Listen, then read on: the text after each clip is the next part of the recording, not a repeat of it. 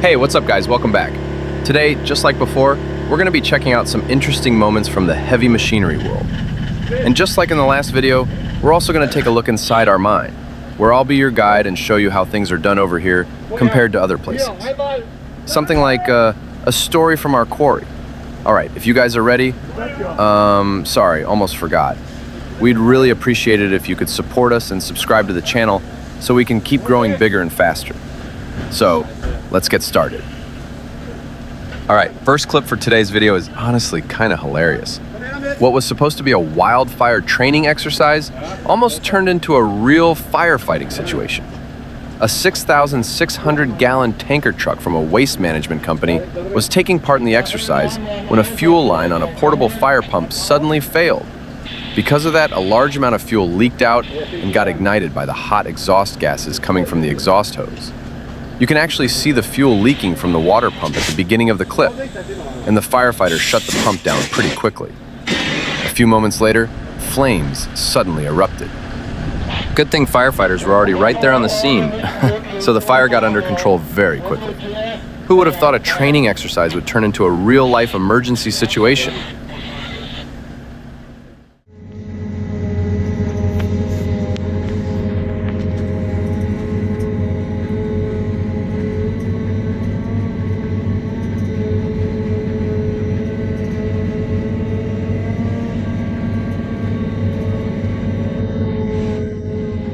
Cab view from a massive Komatsu WA900-8 front-end loader pushing a Belaz haul truck. A little help from a friend? Why not? And the same heroes again, just from a different angle. Over here in our mine, it's usually the loader doing the recovery work when a truck gets stuck or breaks down. But in the next clip, you're gonna see the exact opposite situation, but on a much bigger scale. Just wait a second, will ya?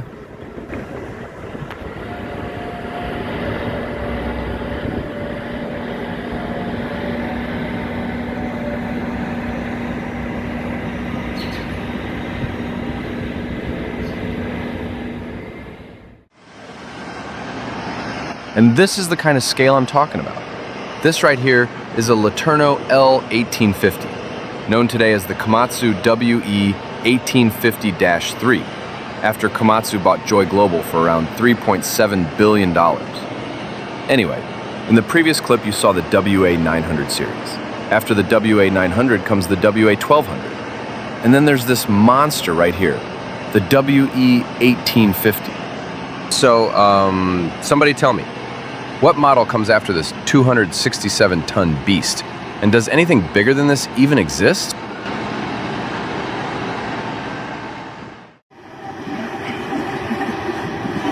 All right, this Chinese inventor just finished his own version of autonomous driving on a 15-year-old JCM excavator. Let's see if this thing actually works.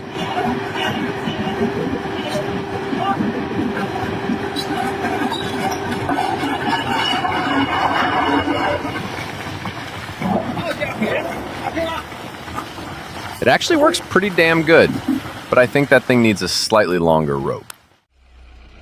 And this Indian genius just invented a way to dump steel rebar in less than 5 seconds. Let's take a look. And this invention actually works too. It just needs some kind of counterweight up front, and he's good to go. And speaking of counterweights, this guy came up with the idea of raising the body all the way up to shift more weight onto the rear wheels for better traction. Work smarter, not harder, I guess.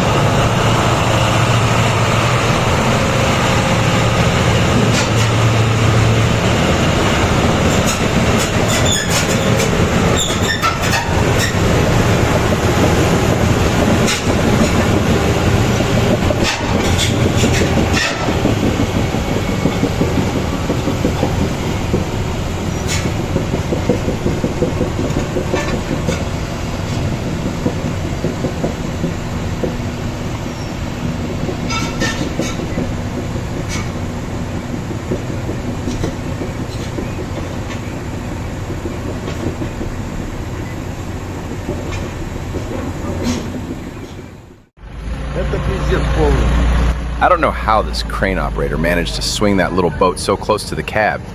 Maybe the wind had something to do with it, but either way, this does not look good. A lot of times operators misjudge the load, or the cables simply snap because of old, worn-out equipment, and the load comes crashing straight down. In this case, right onto this guy's head. And in the next clip, we're about to see what that actually looks like. All right, Durban Harbor, South Africa. A Cat 793 is being loaded onto a ship by crane, which is all fine, but here's what happens when people work with worn-out equipment. And that's exactly why I always say, never stand or walk anywhere near a heavy load. Let's watch.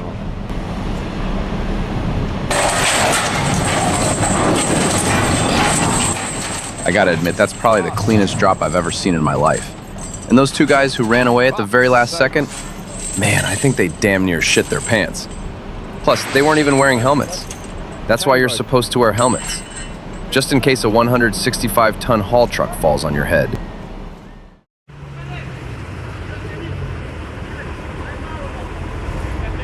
Old Yugoslav military truck recovery. Let's watch.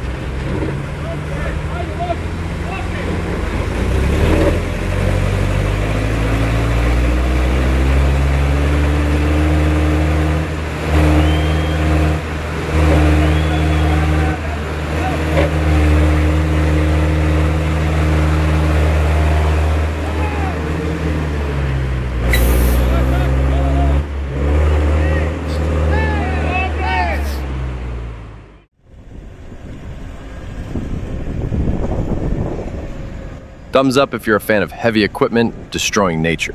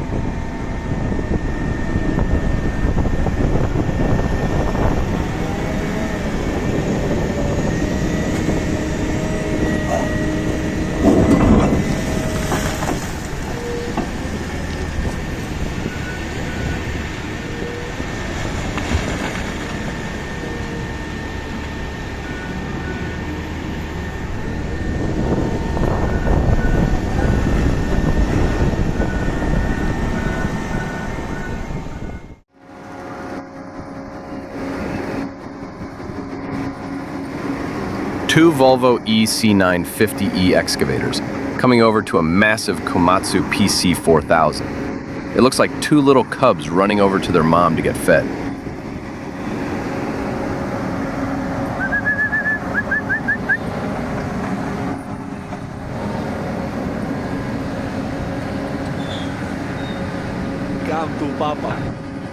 Just look at that. This is so cute.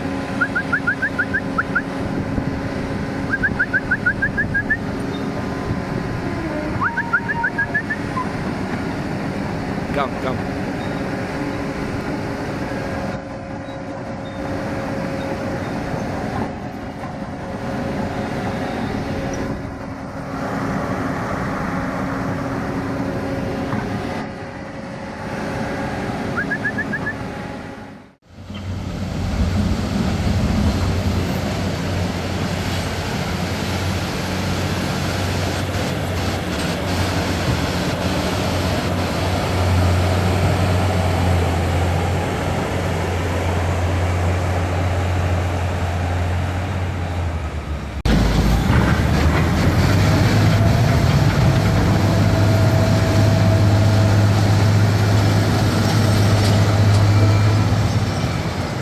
This is when you got nothing smart to do with the machines. But man, That center pin on the grader is absolutely killing me.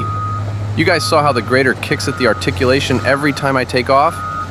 That's exactly how it keeps hitting us in the back and kidneys every single time we start moving or shift gears.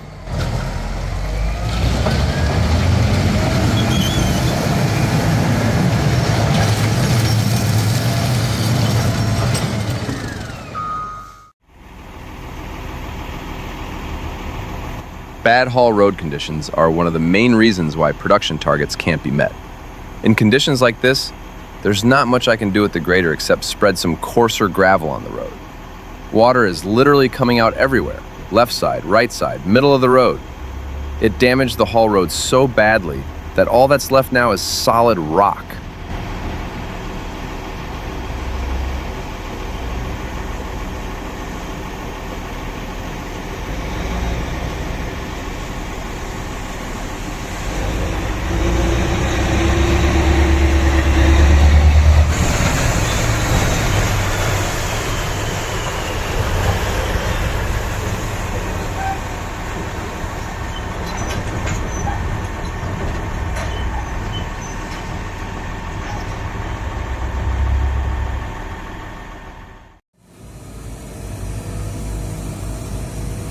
Steep inclines are also really bad for production targets, especially for the haul trucks.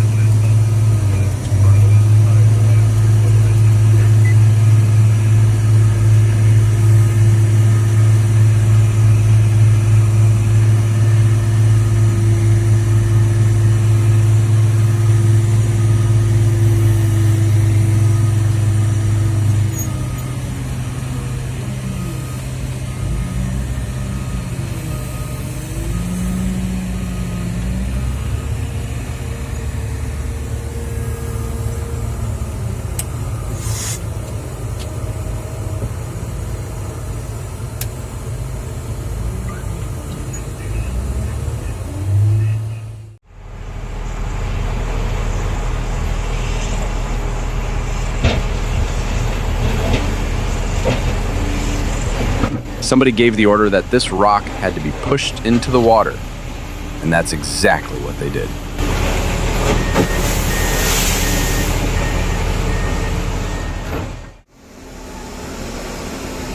These two machines are drilling rigs used for core sampling, not typical blast hole drills. Now I smoothed out the haul road so they could move easier, but the guy operating the drill rig looked like he didn't understand me at all. He's driving that thing right where the road is the worst. And that cab on the drill rig is supposed to protect the operator from dust, but honestly, it looks more like a dust chamber to me. You'll see in a second what I'm talking about.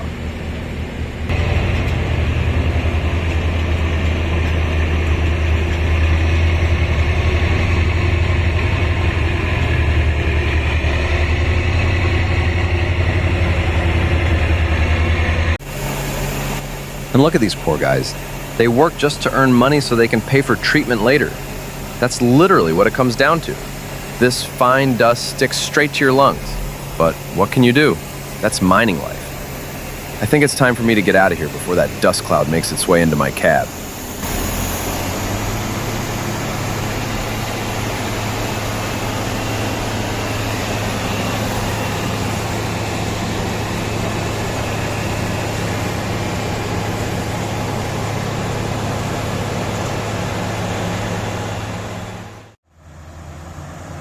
And this is what I like to call like a boss. You're sitting alone in the cab, not giving a damn whether it's 100 degrees outside or -4, whether it's dust or pouring rain. You know exactly what you're doing. You got the music playing, the AC running, and you're controlling everything with just 2 joysticks. But let's see what this guy's actually doing here and how blasting holes get drilled.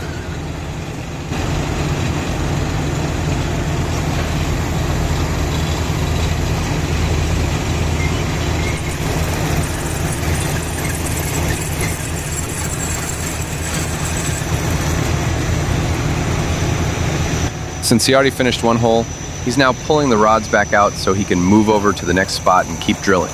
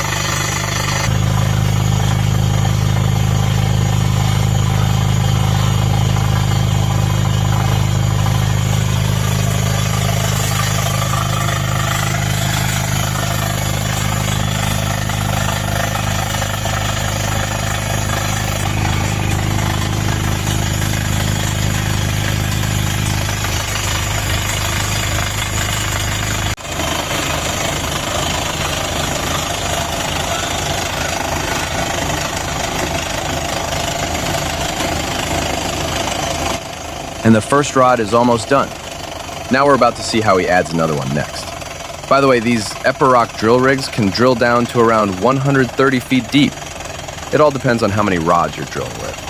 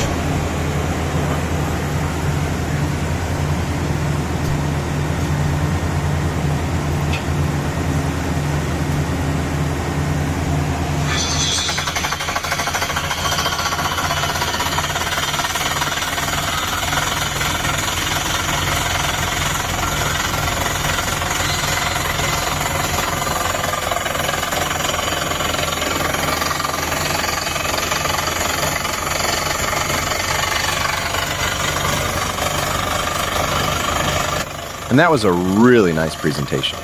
But now, let's see how this gets done deep underground.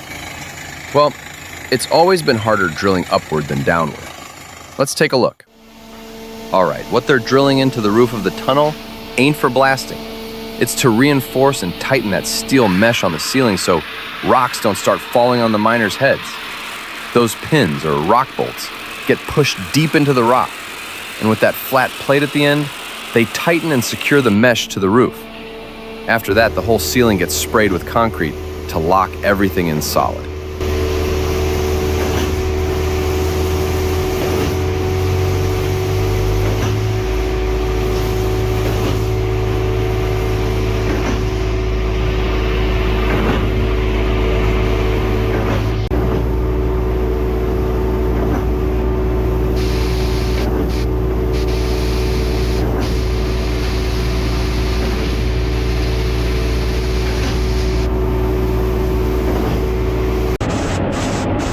The part where they're loading ore, and you can see how tight everything is. There's barely any room to maneuver, and the whole place feels kind of claustrophobic.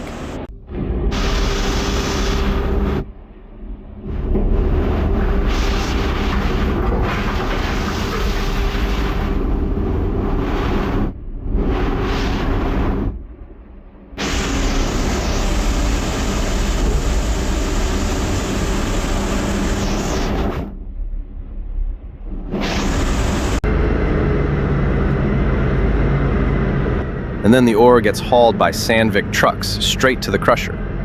They say that down here, more than 200 meters underground, there are heavy metal fumes everywhere. Well, that's mining for you. If nothing else, at least they got good roads down there.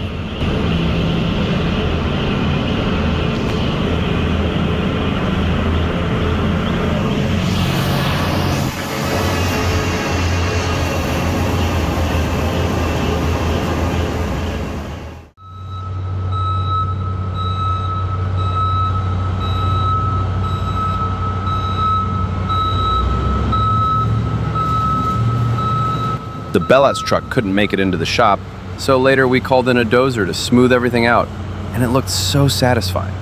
You'll see in a moment.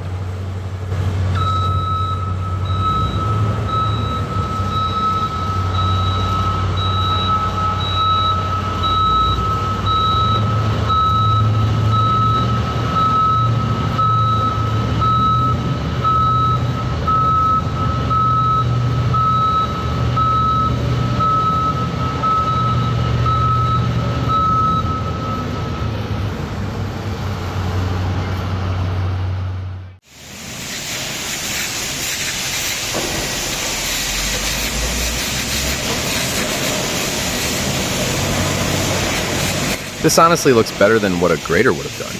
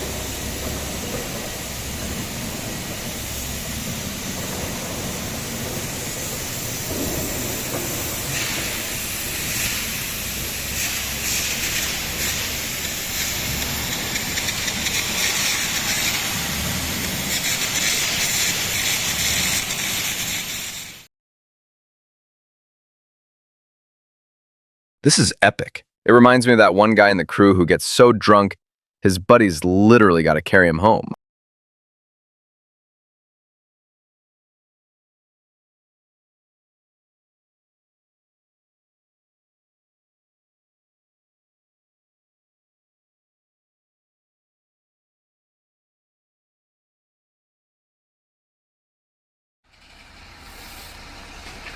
This right here is unbelievable. For a moment, I thought it was going to roll down.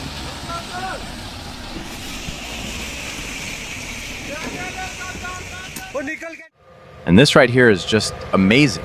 It almost feels like somebody just pulled open one giant file cabinet drawer.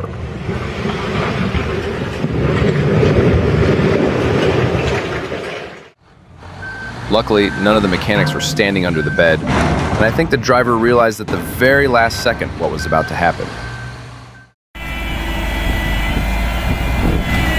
And to wrap things up, something so hilarious. Like I said, I've seen a lot of crazy stuff on the job. Usually it's the dozer recovering the compactor, but this is beyond crazy. Here the compactor is actually pushing the dozer out of the mud. That's wild. Well guys, that's gonna be it for today. If you like what we do, support us with a like and share so the channel can keep growing even more. Until the next video, stay safe out there.